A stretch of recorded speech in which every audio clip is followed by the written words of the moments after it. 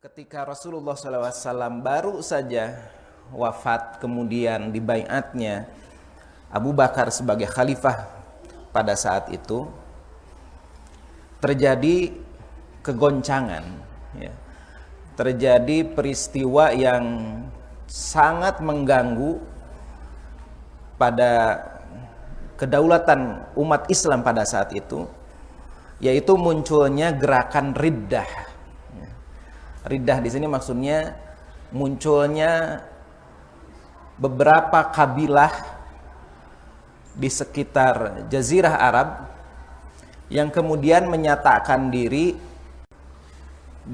menolak kepemimpinan Abu Bakar As-Siddiq, bahkan kemudian mereka menolak melakukan atau melaksanakan beberapa syariat Islam yang diwajibkan kepada mereka. Ini bisa dikatakan sebuah tantangan yang sangat besar bagi kaum muslimin, karena pada saat itu seluruh jazirah yang tersisa yang tidak ada gerakan kemurtadan pada saat itu hanyalah Makkah, Madinah, dan Taif saja.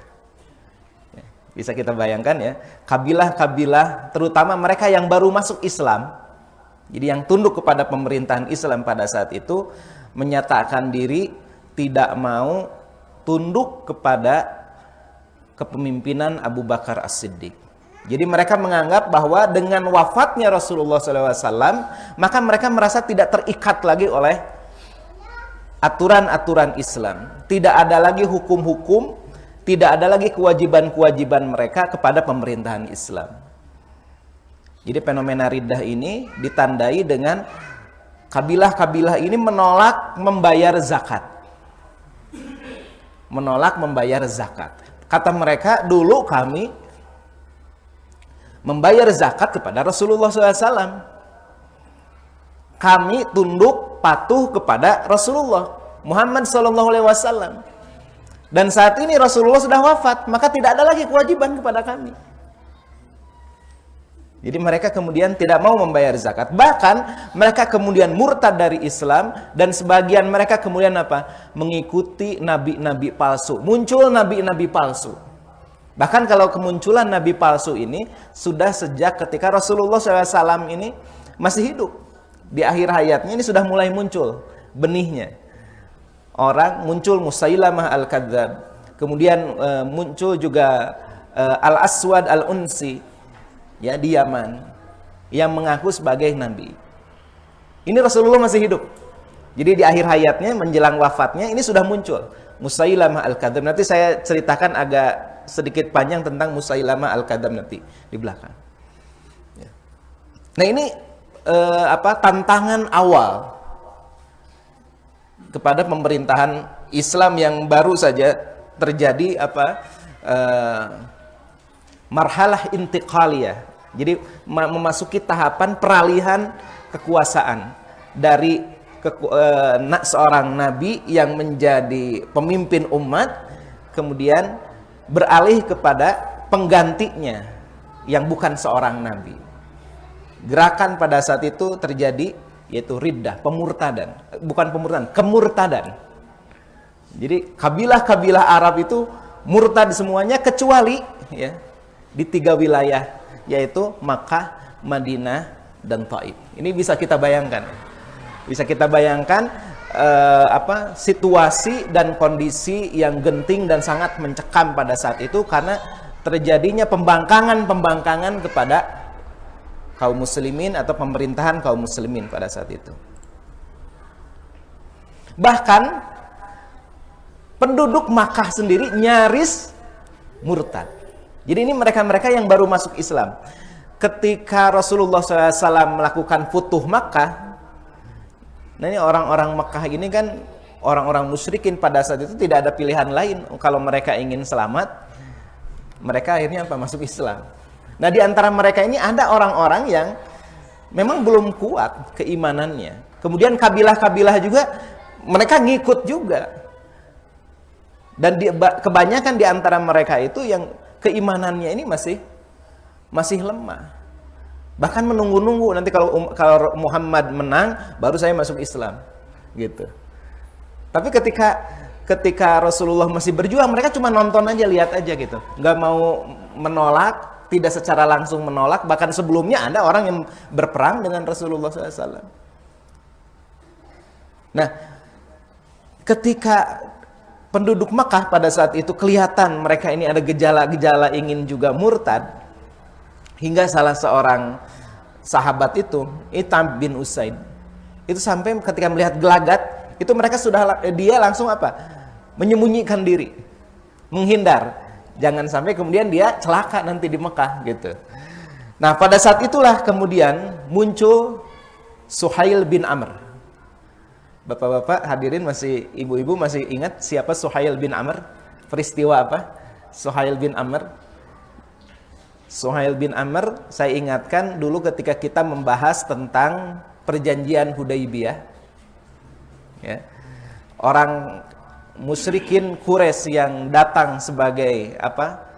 Sebagai utusan dari Quraisy untuk melakukan perjanjian Hudaybiyah adalah Suhail bin Amr. Pada saat itu, singkat ceritanya, Umar bin Khattab itu sempat mau mukul Suhail bin Amr karena bertingkah sombong di hadapan Rasulullah SAW. Tapi Rasulullah SAW waktu itu mencegah. Kata Rasulullah, jangan. Ya. Semoga suatu saat dia ini, Suhail bin Amr ini, dia akan melakukan sesuatu sikap yang benar. Dan ternyata ini memang firasat ya, kenabian. Memang ternyata di sinilah ketika peristiwa bagaimana orang-orang Mekah hampir murtad, Suhail bin Amr inilah yang kemudian kemudian dia mengancam, ya, mengancam. Dia masuk Islam, ya, dia kemudian nanti masuk Islam. Setelah masuk Islam, ketika melihat gejala-gejala ada orang-orang yang akan murtad, kemudian Suhail bin Amr menyampaikan kepada mereka, kepada penduduk Makkah, ya, kematian Rasulullah Sallallahu Alaihi Wasallam tidak menambah kepada Islam ini, kecuali Islam ini semakin kuat, bukan semakin lemah. Maka barang siapa yang kami curigai, kata Suhail bin Amr, keluar dari agama ini, maka aku akan penggal kepalanya, kata Suhail bin Amr. Jadi di sini kemudian orang-orang Makkah yang tadinya akan murtad ini menahan dirinya dan tidak jadi murtadnya, gitu. Menyatakan pembangkangannya ini tidak jadi. Ya. Nah, ini jadi terbukti ya apa yang disampaikan oleh Rasulullah SAW ketika beliau masih hidup, ya, tentang Suhail bin Amr ini. Nah, kabilah-kabilah yang murtad ini sebagaimana diceritakan oleh Muhammad bin Ishaq, di antaranya adalah kabilah Asad, kabilah Ghatafan, ya, dipimpin oleh Tulaihah bin Khuwailid al-Asadi. Kemudian suku Mudhij, kemudian suku Rabi'ah, Bani Hanifah, ya. Nah, ini Bani Hanifah, disinilah muncul nanti Musailamah al-Kadzab. Musailamah al-Kadzab ini dia adalah dari kalangan Bani Hanifah. Bani Sulaim, Bani Tamim, ini muncul. Jadi di berbagai kabilah ini semuanya muncul, ya, orang-orang yang melakukan pembangkangan, melakukan yang kemudian murtad dari Islam dan melawan kepada pemerintahan Islam pada saat itu yang dipimpin oleh Abu Bakar As-Siddiq. Bahkan dari kalangan Bani Hanifah tadi muncul Musailamah al-Kadzab, ya. Musailamah si pendusta yang ngaku menjadi nabi. Kemudian dia juga punya istri dari Bani Tamim, Sajjah, juga sama-sama ini ngaku sebagai nabi juga. Jadi suami istri ini ngaku sebagai nabi, gitu. Nah, ini bisa kita bayangkan bagaimana situasi dan kondisi pada saat itu yang dihadapi oleh Abu Bakar As-Siddiq di masa awal. Jadi Rasulullah SAW wafat pada tahun 10 Hijriah, ini terjadi pada tanggal 11 Hijriah. Ketika baru saja Abu Bakar As-Siddiq ini diangkat menjadi khalifah. Orang-orang kabilah-kabilah ini, orang-orang kaum Riddah ini, mereka menganggap bahwa Rasulullah Muhammad SAW inilah satu-satunya orang yang berhak untuk menetapkan hukum, ya, kepada mereka. Nah, kalau Rasulullah kemudian sudah tidak ada, menurut mereka tidak ada yang pantas untuk menetapkan dan menjalankan hukum. Itu alasan mereka. Disebutkan, kata mereka, kami tidak akan bayar zakat kecuali kepada orang yang doanya dapat menenteramkan hati kami, maksudnya Rasulullah, ya. Bahkan di antara mereka, kata At-Tabari, ada yang membuat bait syair, ya, membuat syair-syair yang isinya itu apa? Untuk mengungkapkan ya ketidaktaatan mereka kepada Abu Bakar. Di antara bait syairnya itu adalah, kami akan selalu patuh ketika Rasulullah ada di antara kami. Alangkah aneh kenapa kami harus taat kepada Abu Bakar. Syair ini kalau sekarang ini ibarat membuat lagu-lagu gitu ya. Membuat lagu-lagu yang isinya itu penentangan kepada pemerintahan yang ada pada saat itu gitu. Dan mereka kemudian menyampaikan kepada Abu Bakar sendiri, datang kepada Abu Bakar itu mereka menyatakan, kami tetap melaksanakan sholat, kami tetap sebagai seorang muslim gitu. Jadi disebut murtad ini mereka karena apa? Karena mereka tidak mau menjalankan rukun Islam. Jadi mereka mengatakan, kami tetap sholat, tapi kami tidak mau membayar zakat. Dan syarat ini kemudian ditolak mentah-mentah oleh Abu Bakar As-Siddiq. Orang yang memisahkan antara sholat dengan zakat, berarti dia bukan seorang muslim yang benar. Dan dianggap telah murtad. Dalam kondisi seperti itu, maka kebijakan Abu Bakar pada masa-masa seperti itu, pertama, Abu Bakar berusaha untuk meneguhkan keimanan kaum muslimin yang ada di berbagai kabilah. Abu Bakar kemudian mengirim utusan-utusan ya kepada kabilah yang murtad itu agar kembali kepada Islam. Abu Bakar juga memerintahkan kepada beberapa orang sahabat menempatkan mereka di pos-pos penjagaan di sekitar Madinah. Nah ini sekali lagi ini gambaran bagaimana situasi dan kondisi pada saat itu ini demikian genting ya. Ditunjuklah di pos-pos itu ada yang dipimpin oleh Ali bin Abi Thalib, ada Zubair bin Awam, ada Talhah bin Ubaidillah, ada Sa'ad bin Abi Waqqas, ada Abdurrahman bin Auf, ada Abdullah bin Mas'ud. Ada beberapa pos yang dibuat di sekitar Madinah. Untuk apa? Untuk melindungi Madinah, ibu kota ya pada saat itu, dari serangan orang-orang yang murtad ya, dari orang-orang yang murtad ini. Kemudian ditambah apa lagi? Pada saat itu Abu Bakar memberikan seruan, perintah secara umum kepada penduduk Madinah pada saat itu untuk sholat di masjid. Tidak sholat di masjid-masjid ya, di syi'ib-syi'ib yang jauh dari masjid. Jadi biasanya ada Masjid Nabawi, kemudian juga ada masjid-masjid kecil untuk kaum-kaum tertentu gitu ya. Tapi pada masa itu diperintahkan mereka semua sholatnya di masjid. Maksudnya apa? Untuk memperlihatkan kesiapsiagaan umat Islam pada saat itu. Semua sholat di masjid. Bahkan di antara mereka itu ada yang diperintahkan bermalam di masjid. Dan benar saja, ternyata orang-orang murtadin ini menyerbu Madinah. Di antaranya adalah Bani Asad, Bani Ghatafan dan Tayyi datang menyerbu kota Madinah. Dan kemudian Abu Bakar segera memerintahkan orang-orang untuk apa?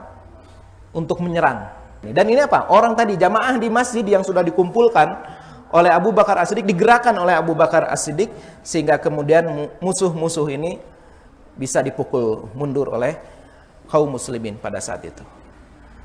Ya, satu hal yang perlu disampaikan juga bahwa pada masa-masa genting seperti itu Abu Bakar juga melakukan sebuah kebijakan yang sempat ditentang oleh para sahabat yang lain. Yaitu apa? Pengiriman Usamah bin Zaid. Pasukan Usamah bin Zaid untuk menyerang Romawi. Jadi sebelum Rasulullah wafat, Rasulullah itu sempat memerintahkan Usamah bin Zaid. Usamah bin Zaid ini sahabat Rasulullah yang pada saat diperintahkan oleh Rasulullah untuk pergi ya menyerang Romawi, itu umurnya 18 atau 19 tahun. Menjadi panglima perang, umurnya 18-19 tahun. Jadi ini panglima termuda yang pernah diangkat ya di masa Islam. Umurnya baru 18-19 tahun. Ini sebelum wafat Rasulullah. Ketika pasukan ini baru berjalan tiba-tiba mendengar kabar Rasulullah wafat, akhirnya kembali lagi ke Madinah. Kemudian melaksanakan apa yang sudah diperintahkan oleh Rasulullah SAW. Dan para sahabat kemudian sempat menentangnya.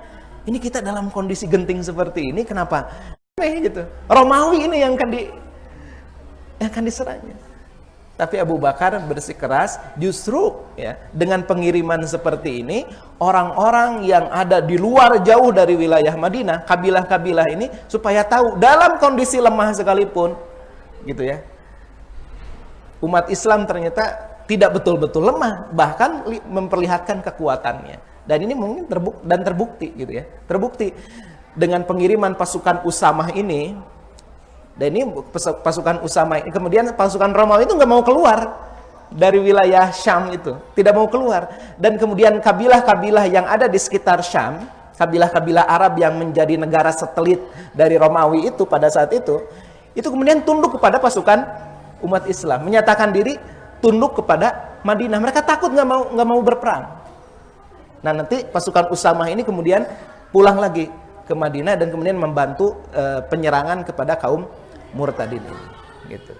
Ini luar biasanya gitu ya, Abu Bakar As-Siddiq. Nah, pada bulan Jumadil Akhir tahun 11 Hijriah, Abu Bakar kemudian mengerahkan seluruh penduduk Madinah dan para pemimpin perbatasan yang ditunjuk oleh Abu Bakar untuk menyerbu orang-orang Arab yang murtad di sekitar Madinah. Bani Abs, kemudian Bani Murrah, Dzubyan, Bani Kinana, ya. Singkat ceritanya mereka kemudian ya diserang oleh kaum muslimin, dan sempat mereka kaum muslimin ini mundur terlebih dahulu ya. Karena apa? Karena mereka melakukan strategi ya, Bani Ams, Bani Murrah, Bani Dzubyan ini strategi dengan meniup seruling ya di atas gunung, sehingga unta-unta kaum muslimin ini ketakutan. Jadi akhirnya terpukul mundur dulu dan menganggap itu sebagai kekalahan ya. Bani Abs, Bani Murrah, Dzubyan menganggap itu sebagai kekalahan. Padahal kemudian Abu Bakar balik lagi ya dengan pasukannya di malam hari dan kemudian menyerang mereka, dan akhirnya mereka bisa dikalahkan.